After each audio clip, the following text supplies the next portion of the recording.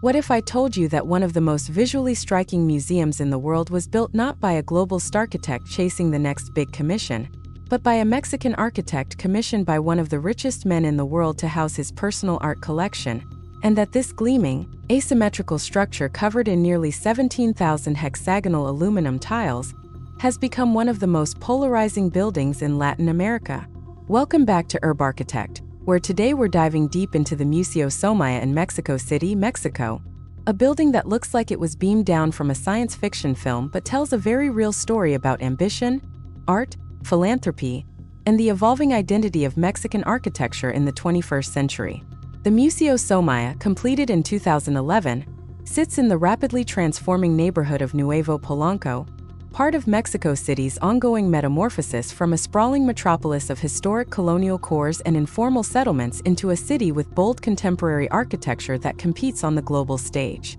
The building was designed by Fernando Romero, founder of the firm FRE,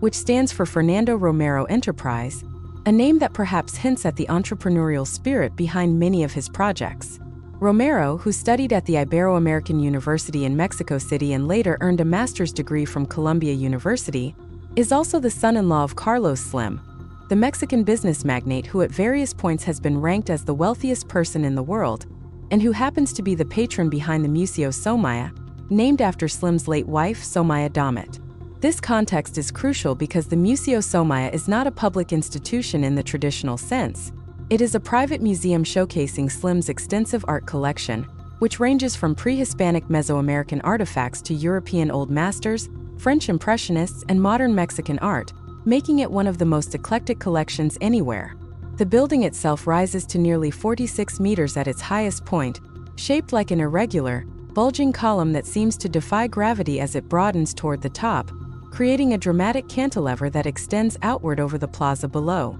The facade, clad in those thousands of reflective hexagonal aluminum modules, shimmers and shifts depending on the time of day and the angle of sunlight, giving the structure an almost liquid quality, as if the building is in constant motion even when standing perfectly still. To understand why the Museo Soumaya matters, we need to step back and look at the broader context of contemporary architecture in Mexico City during the late 2000s and early 2010s. Mexico City has always been a city of architectural contrasts, where Aztec ruins sit beneath colonial Spanish churches, where mid-century modernist icons by architects like Luis Barragán and Juan O'Gorman define entire neighborhoods, and where rapid urbanization has created a patchwork of built environments ranging from the monumental to the makeshift. But by the early 2000s, Mexico City was undergoing a major transformation, fueled by economic liberalization, increased foreign investment, and a growing desire among both public and private actors to position the city as a global cultural capital.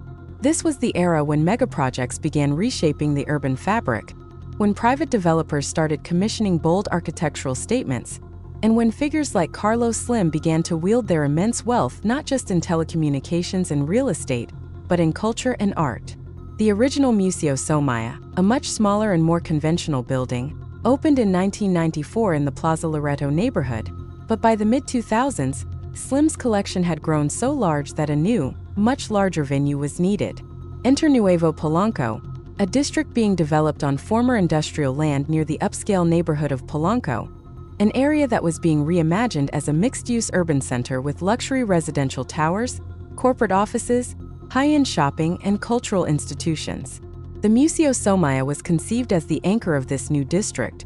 a landmark that would draw visitors and signal that this part of the city was now a destination. It's worth noting that this was happening at a time when other Latin American cities were also investing heavily in contemporary architecture and cultural infrastructure, with buildings like the Ibra Camargo Foundation in Porto Alegre by Alvaro Siza and the Museum of Tomorrow in Rio de Janeiro by Santiago Calatrava. So there was a sense of competition and ambition in the air. The choice of Fernando Romero to design the building was both strategic and deeply personal. Romero was young, ambitious, and had a growing reputation for innovative design, but he was also family, and Slim clearly trusted him to translate his vision into built form. The design process for the Museo Soumaya began around 2007, and from the start, Romero wanted to create something that would be instantly recognizable, something that would stand out in the skyline and become a symbol of the museum and the collection it houses. The conceptual inspiration for the form is often described as organic and sculptural, with comparisons made to everything from a tree trunk to a seashell to a melting candle. But Romero has also cited the work of Auguste Rodin, whose sculptures are prominently featured in the collection, as an influence on the building's flowing muscular form. The idea was to create a structure that felt almost alive, that had a sense of movement and dynamism, in contrast to the rigid orthogonal geometries that dominate so much of modern architecture. The building's footprint is relatively small, roughly circular at the base, but as it rises, the walls lean outward at varying angles, creating that distinctive bulge and cantilever that gives the building its dramatic silhouette. The skin of the building, those hexagonal aluminum tiles, was chosen not just for its visual impact but for its structural efficiency.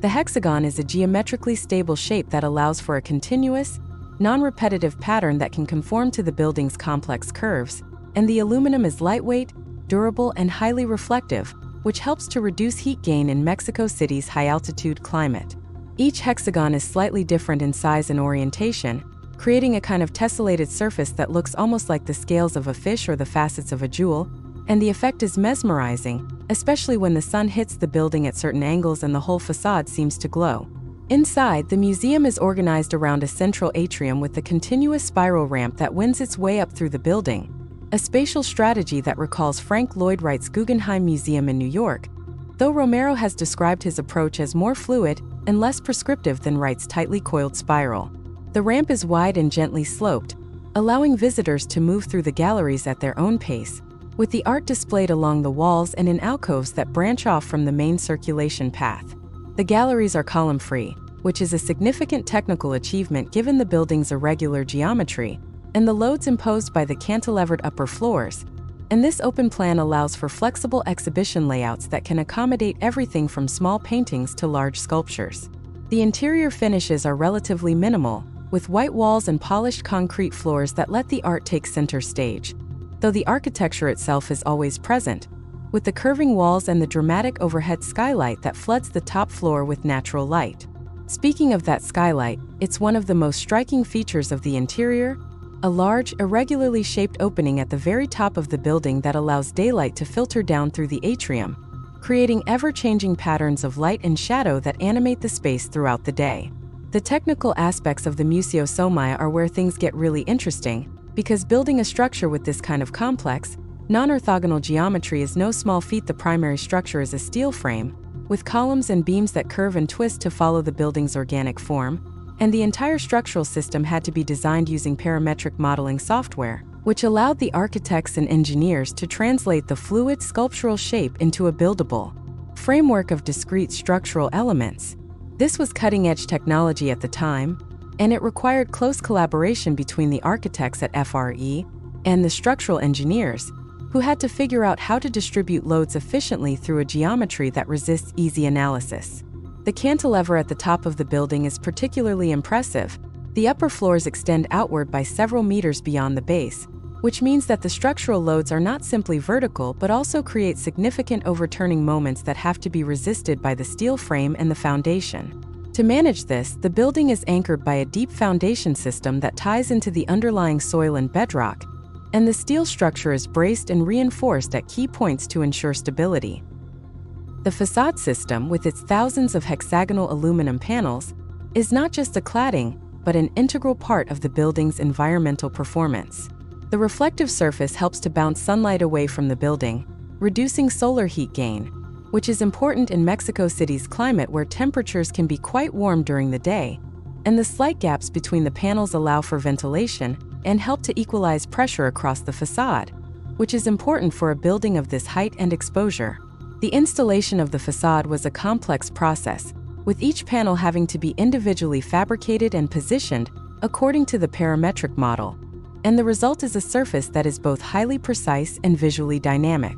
Inside, the building's environmental systems are relatively straightforward, with mechanical heating and cooling to maintain comfortable temperatures and humidity levels for the art, and with careful attention to lighting, especially in the galleries that house light-sensitive works. The natural light from the skylight is supplemented by artificial lighting that can be adjusted to suit different exhibitions, and the overall effect is one of brightness and openness, in contrast to the more closed and controlled environments of many traditional museums. The circulation system, with its continuous spiral ramp, is both a spatial and a social strategy.